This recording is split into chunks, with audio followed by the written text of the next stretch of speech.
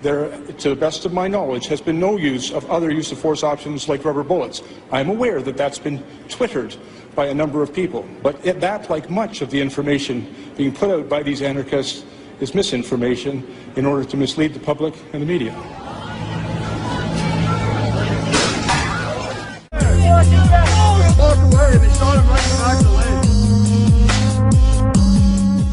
I was standing here exactly like this. And they shot you with this. I was like that. And they shot you with a plastic bullet. In the knee. They didn't believe you. Oh, look, it made a hole right through my shorts, too. Then there was what I saw, which was middle-class people of all ages, a very diverse crowd, just trying to make a point that whether the G20 is here or whether it isn't here, we don't necessarily give up all of our civil rights to speak freely and to assemble. That's the only point, as far as I could tell, and I talked to probably 50 demonstrators over the course of the night. That's the only point they were trying to make. And for trying to make that point, several hundred of them ended up in jail, and a few of them got beaten up. Amy Miller. I was detained yesterday at approximately noon. I was with Adam as well as one other colleague. We were on our way to cover the jail solidarity action. On the way on Bloor, near Bay, we stopped because we saw a group of young people being detained and being searched, so we wanted to see what was happening. As Adam recounted, he was quickly taken down, and the same thing happened to me. I was throttled at the neck and held down, and then I was detained for nearly 13 hours. I was placed in a cell at the Toronto Film Studio, and I was in a cell with 25 other young women for approximately 13 hours. Throughout the time that I was detained, I was told many statements that I find repulsive and completely inappropriate, and what I view as threats. I was told I was going to be raped. I was told I was going to be gangbanged. I was told that they were going to make sure that I was never going to want to act as a journalist again by making sure that I would be repeatedly raped while I was in jail. When I was in the detention center, I saw numerous young women who were completely strip searched, who weren't strip searched by who were strip searched by male officers. And one young woman, when she was coming out, who was completely traumatized, said that she had had a finger put up her. And I find this completely unacceptable, and I hope that people will investigate this, because from what I saw in the cell, from the women who were coming out, who were being strip searched, they were definitely traumatized, and there was very much violence that was targeted to young women. I was protesting amongst other people, and I was swarmed by riot police who then threw me on the ground. One of the riot police had put their foot on my head to push my head down and informed me that I was resisting arrest when I wasn't. At this time, I had already said to them, I'm not resisting arrest, please don't hurt me. There was a number of riot police that were taking my bag off of me. Someone kicked me, someone was holding my legs down. I had a few of them that were holding my arms, saying I was resisting arrest when I wasn't.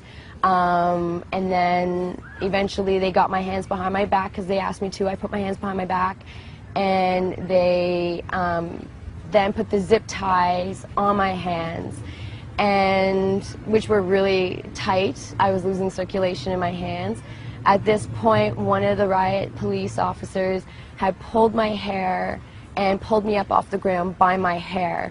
At this point, a number of them had brought me over to the paddy wagon and threw me up against the paddy wagon. One of them said that I was getting ready to spit.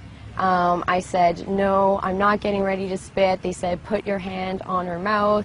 One riot officer said for me to stop moving my head. It was virtually impossible for me to stop moving my head because he had my hair and he had my head looking up at the sky.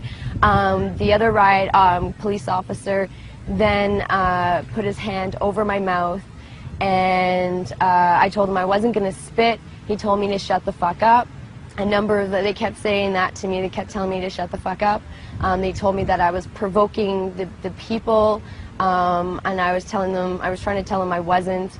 At this point, now while they have my head pulled back and a glove over my mouth, They then searched me. It was a male officer that rubbed both my breasts and went down and rubbed my private parts and rubbed my other parts and all the way down my legs. And after that, they said that they asked me if I wanted my bandana cut off my hair. And I said yes, please. And so at this point, they were telling me not to move because they were going to cut the bandana from around my neck. At this point, I have already urinated myself because I was so scared. And now I'm thinking they have a knife and they're going to have it around my neck and cut my bandana off my head. Then I looked over, and before I knew it, there were 6 or 7 officers charging towards me to arrest me. They basically, I didn't resist when they picked me up, threw me on the pavement once. I was able to put my right hand down to keep my face from hitting the pavement. Then I was picked up very violently and kind of dragged up. I was thrown down again. I had been basically snatched by uniformed officers. At that time, 4 men in plain clothes then took me, sort of threw me towards an unmarked van. If you can picture this, the middle seat of the van was actually folded down so that there was a space to lie on, essentially. I was thrown in and jostled around. I was put on my back so that my feet were towards the end of the van, and my head was towards the passenger seat and the driver's seat. And one of the officers, who I know to be Officer Kevin Antoine of the Division 52 in the Toronto Police. Kevin Antoine is badge number 7880. Officer Antoine then sat on top of me. Another man who I have no idea whether he's a police officer or not. No one ever identified themselves to me as a police officer.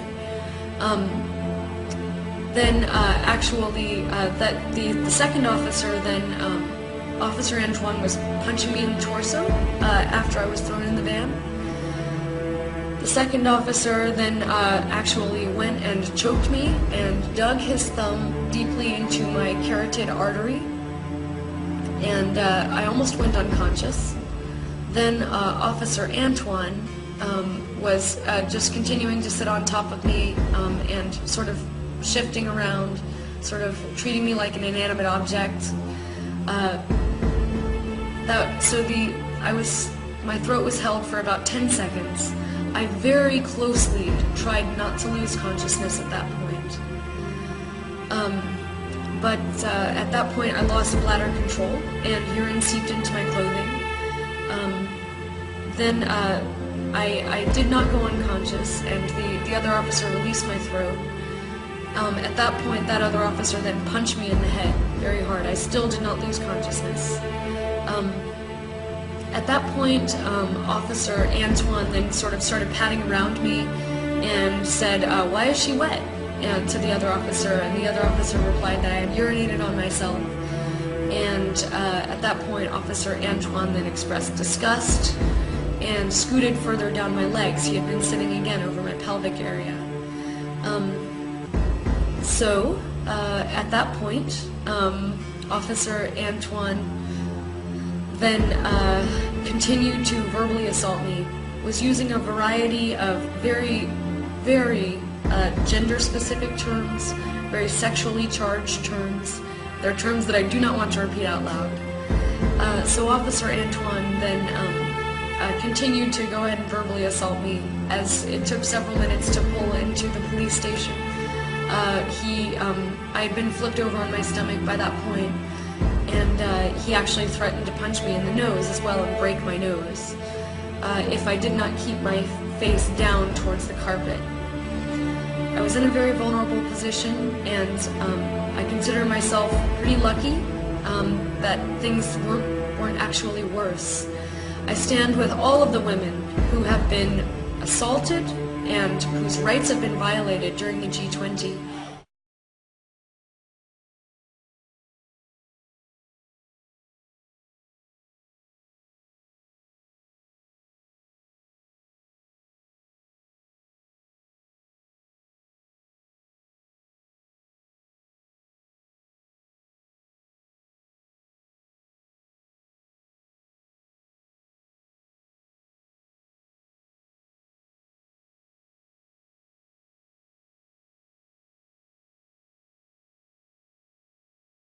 There, to the best of my knowledge, has been no use of other use of force options like rubber bullets. I'm aware that that's been twittered by a number of people, but that, like much of the information being put out by these anarchists, is misinformation in order to mislead the public and the media.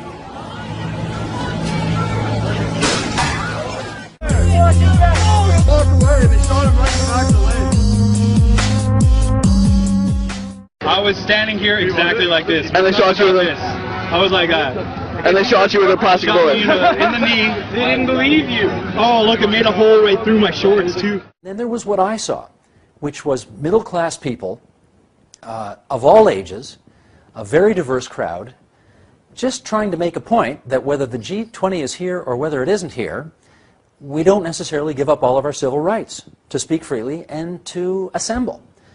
That's the only point, as far as I could tell, and I talked to probably 50 demonstrators over the course of the night. That's the only point they were trying to make. And